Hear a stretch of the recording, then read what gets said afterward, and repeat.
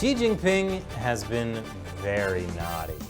He's been polishing the gun and firing missiles, and it might start a war.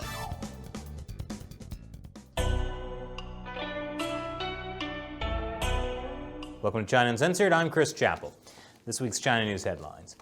There's a Chinese saying, firing off a shot while polishing the gun. It means accidentally starting a huge conflict. And some in Taiwan are worried that might happen. In the last 3 weeks, China has announced 4 separate exercises along its coast, along with other exercises it said were aimed at the current security situation across the Taiwan Strait. Earlier this month, the U.S. sent Health Secretary Alex Azar to visit Taiwan. He's the highest-ranking U.S. official to go to Taiwan in decades. And while he was there, China sent fighter jets. But the U.S. is sending clear signals it will support Taiwan if China starts an actual armed conflict. The de facto U.S. ambassador to Taiwan joined a ceremony marking the 62-year anniversary of the Second Taiwan Strait crisis. That's when the People's Republic of China last tried to invade Taiwan. This month, the U.S. also sent warships through the Taiwan Strait.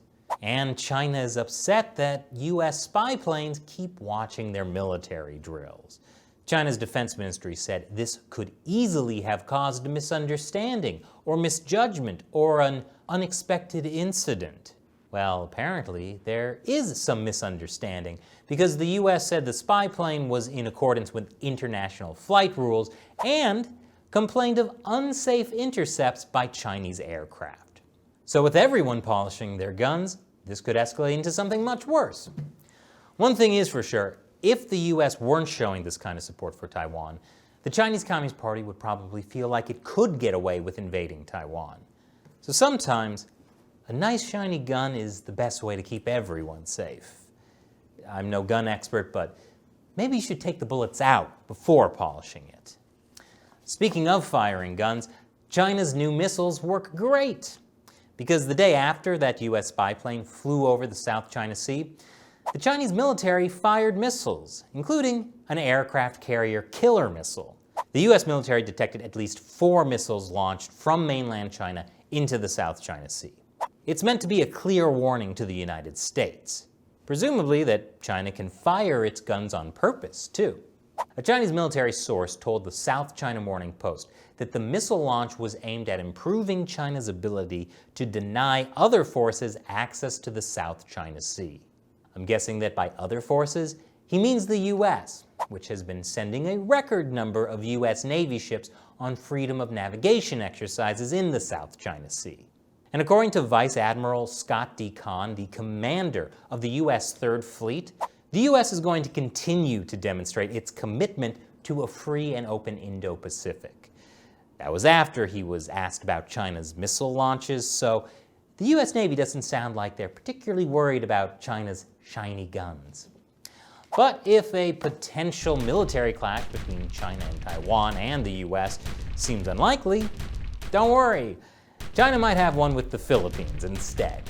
The Philippines lodged a formal diplomatic protest because the Chinese Coast Guard kept giving illicit warnings to Filipino aircraft flying over parts of the South China Sea that are within the Philippines' exclusive economic zone. The People's Republic of China claims that the area has belonged to China since ancient times.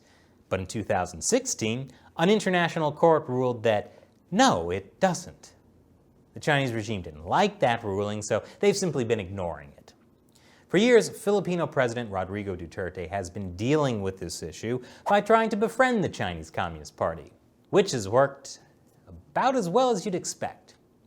Now, in a switch, the Filipino foreign minister has said that the Philippines would call on the U.S. if China attacked the Filipino Navy. Meanwhile, this was China's take on the recent incident. The Philippine side sent military aircraft to invade airspace in the proximity of islands and reefs of the Spratly Islands where China is stationed, undermining China's sovereignty and security. The Chinese side urged the Philippine side to stop these illegal and provocative actions immediately. Sounds like Xi Jinping just can't stop polishing his gun. It's smaller than I thought it would be. And with China becoming so aggressive with its neighbors in the South China Sea, the U.S. is taking new steps to push back. The U.S. has announced it will sanction Chinese individuals responsible for or complicit in either the large-scale reclamation, construction, or militarization of disputed outposts in the South China Sea, or the People's Republic of China's use of coercion against Southeast Asian claimants to inhibit their access to offshore resources. So that means Chinese authorities who have helped build China's artificial islands, or who have tried to stop other countries from being able to fish and drill for oil in the South China Sea. Those targeted will now be inadmissible to the U.S., and restrictions could extend to their family members as well. 24 Chinese state-owned companies will also face new sanctions. Several of those state-owned companies are subsidiaries of China Communications Construction Company, a humongous Chinese state-owned company that's a big part of China's Belt and Road projects. So that's pretty significant. Let me know in the comments if you'd like me to do an episode on that. I have to say, the U.S. is killing it with sanctions on China. First Xinjiang, then Hong Kong, now the South China Sea. And that probably means there's more to come. Call of Duty, Black Ops, Cold War. It looked like an awesome game about communist subversion and infiltration of American society. And then things got a little too real. And it's because of this clip. Yep, the Tiananmen Square protests of 1989. Well, that got the trailer censored in China. And so the American game developers re-edited the trailer to remove the Tiananmen footage. Because self-censorship is exactly what happens when America is subverted by communism. Is this some kind of meta marketing ploy? Or are the people over at Activision just clueless? If only it were that simple. The Chinese company Tencent owns a 5% stake in Activision's parent company, Activision Blizzard. And last year, Blizzard got in trouble after they banned a player for supporting Hong Kong protesters. Sounds like the video game industry is also getting subverted by communism. The Chinese Communist Party has come up with a brilliant new strategy for fighting the coronavirus. You see, the virus spreads from person to person. So, to eliminate the coronavirus, you need to eliminate the people. Brilliant. And obviously the best place to try out this new strategy is in Xinjiang, home of the Uyghur ethnic minority that the CCP has already been trying to wipe out. The capital city of Urumqi has been in lockdown for 40 days.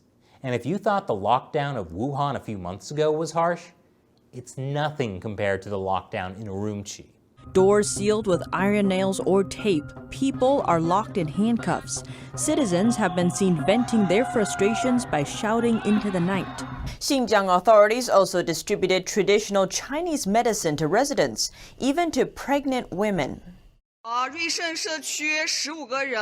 Some community management personnel even supervised the residents while they drank the medicine.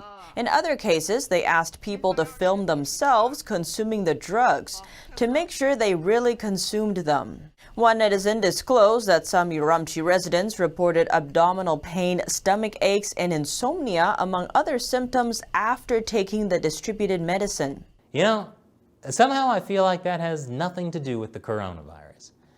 But what does have to do with the coronavirus is this. The Communist Party has decided to start testing a vaccine on state workers, which they can do because in China, medical decisions are under the control of the central government. Socialized medicine with Chinese characteristics. But clearly, with so much going wrong for the Chinese Communist Party, it's time to find a scapegoat. And the scapegoat for the 21st year in a row is the spiritual practice Falun Gong.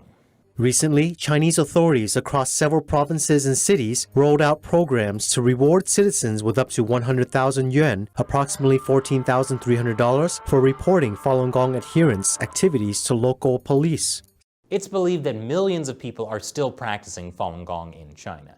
I mean, how dare they try to stay physically and mentally healthy during the coronavirus? Actually, I have a feeling they'll be very helpful in testing out the party's new mandatory coronavirus vaccine. TikTok, the social media app owned by Chinese company ByteDance, is suing the Trump administration for banning it. It says Trump's executive order banning it was heavily politicized, which is true, in that the entire US government agrees TikTok is trouble. It's an issue where Democrats like Chuck Schumer, the Senate Minority Leader, agree with Trump. That should tell you how serious of a national security threat TikTok is. But things are looking up for TikTok. It might not get banned after all, because it looks like ByteDance is going to sell TikTok to Microsoft. And Walmart? I did not see that one coming. Walmart, always low prices. And dance challenges. What's that, Shelley? There's a challenge called the Walmart Shuffle. It all makes sense now. A NASA researcher has been arrested for allegedly hiding his ties to China. Professor Zhengdong Cheng worked at Texas A&M University for years. Prosecutors say Cheng deliberately concealed his ties to Chinese universities, a Chinese company, and state-backed talent plans, while at the same time leading a research team for NASA. Also this week, the U.S. says Chinese diplomats helped military scholars visiting the U.S. evade FBI scrutiny, which was part of the reason that the U.S. government forced the Chinese consulate in Houston to close. Something tells me there's a lot more to this story. But for now, I'm going to answer a question from one of you, a fan who supports China Uncensored on the crowdfunding website Patreon. Jason asks, what's everyone's at China Uncensored's favorite kind of pizza? Ooh, good question. I'm going to go ahead and answer for the entire team because I know we're all on the same page with this one. It would have to be the Domino's bubble tea pizza we had while we were in Taiwan. It was salty and sweet. Like Matt and Shelley, really. I'll let you guess which one of them is the sweet one and which is the salty one. Thanks for your question, Jason. And thank you for watching. If you like the show, be sure to subscribe. Even if you already are a subscriber, double check because YouTube has secretly unsubscribed people before. And if you like uncensored news about China, please support the show on Patreon. Visit patreon.com/ChinaUncensored to see how. Once again, I'm Chris Chappell. See you next time.